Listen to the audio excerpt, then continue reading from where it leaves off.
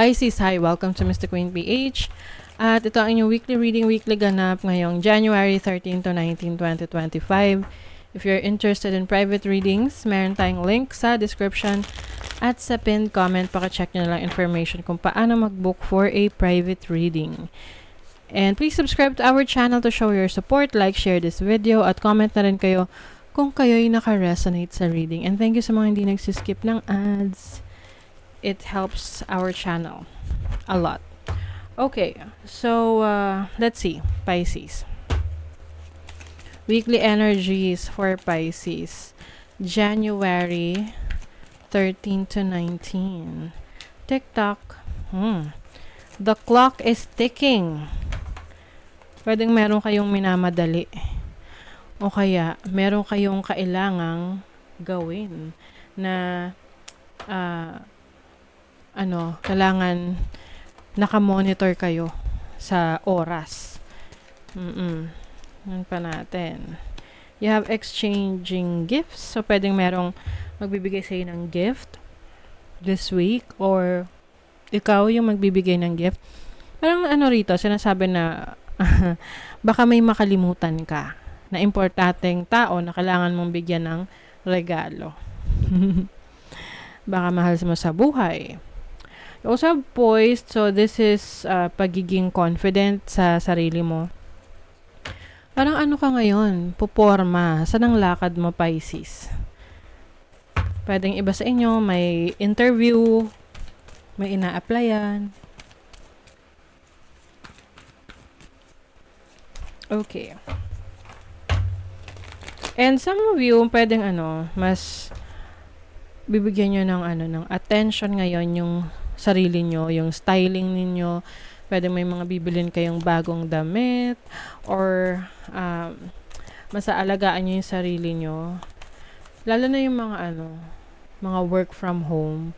Kasi pag work from home ka talaga, parang hindi ka na gaganahang mag-ayos-ayos. Nakakatamad. So ngayon, maaring bibili ka ng bagong set ng wardrobe mo. Mga bagong damit, sapatos, ganyan. Para may bago kang panlakad.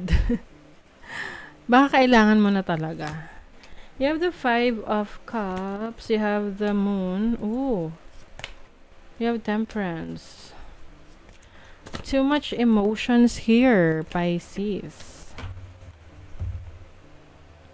Too much emotions. Okay, you have the 5 of Cups. Merong regrets. I feel like itong regrets na to is something na na-miss out mo. Kumbaga parang nisip mo, bakit hindi mo ginawa? Or bakit mo ginawa? And now, it's affecting your mental health or yung emotions mo. You have Temperance. This is about healing. Okay? So, yung iba naman sa inyo is whatever, man tong mga disappointments ninyo, regrets ninyo, you are learning from this. Meron ka natututunan sa lesson na to. Some of you are healing from this situation. And hindi naman to, itong challenge na to, hindi naman to magtatagal. Eventually, makakahanap ka ng solusyon dyan, makaka-recover ka, madadivert mo yung attention mo sa mas kapaki-pakinabang na bagay. So, yung iba sa inyo, nagkaroon ng heartbreak. Yung iba sa inyo, may taong nag-disappoint sa inyo, someone na pinagkatiwalaan nyo talaga ng bonggang-bongga. And now, you're trying to understand the situation na bakit ganon, bakit hindi nag-workout, bakit this person is hindi naging totoo sa'yo. With the Ace of Swords here, this is a new beginning. So, I think you are gearing towards a new direction. Bagong direction na tatahakin mo with the Chariot. You want to move on or you are moving on. Lalo na kung matagal na yan na pinagdaanan mo, na experience mo, gusto mo ng pagbabago. You have mountain. Ayan, oh, courage. Lakas ng loob. Courage and persistence are all you will need. Oh. Lakas ng loob at pagpapatuloy pa rin sa buhay.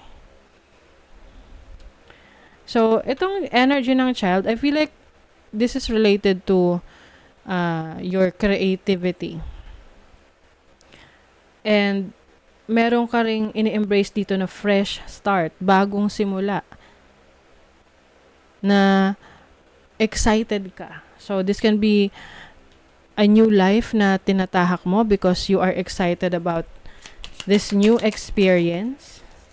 Ayan, oh. Meron tong magandang kahihinatnan. Good luck is also with you.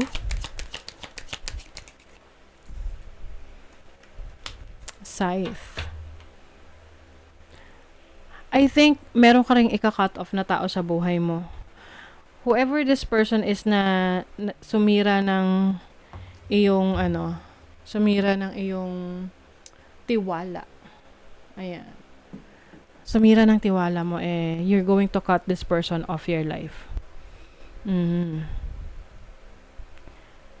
So, kumbaga nandun ka, tapos ka na dun sa point na parang nalugmok ka, nag-iiyak ka, parang nalulunod ka sa emosyon mo. And now, nandun ka na rin sa point na nag-heal ka. And now you know what to do. You know the direction na gusto mong tahakin. And you're doing it. Congratulations. May bagong successful na opportunity for you. Ipagpatuloy mo lang yan. Kasi itong sun, you will have this energy, this courage, lakas ng loob, na magsimula muli. Unity heart. You are being called to work on collective healing. Collective healing. Some of you, meron kayong spiritual gifts na maaring ito yung destiny na gusto nyong tahakin, yung purpose ninyo.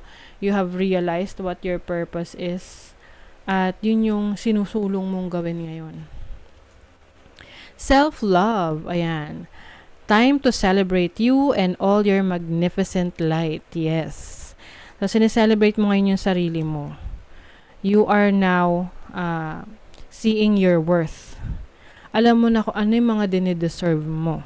At yun yung gusto mong ma-experience. Dahil kasi yung iba sa inyo, binuhos nyo ang isang bagay, binuhos nyo ang atensyon nyo, pagmamahal nyo sa isang tao, sa isang trabaho, or sa isang bagay na hindi nyo nakuha yung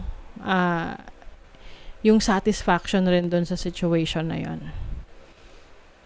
Na parang feeling mo you were betrayed, or kung hindi naman actually betrayed, but it's like expecting something pero hindi mo nakuha yung ine-expect mo. So now you are changing your direction. Okay? And focusing on yourself. So that is your reading, Pisces. Thank you so much. See you again.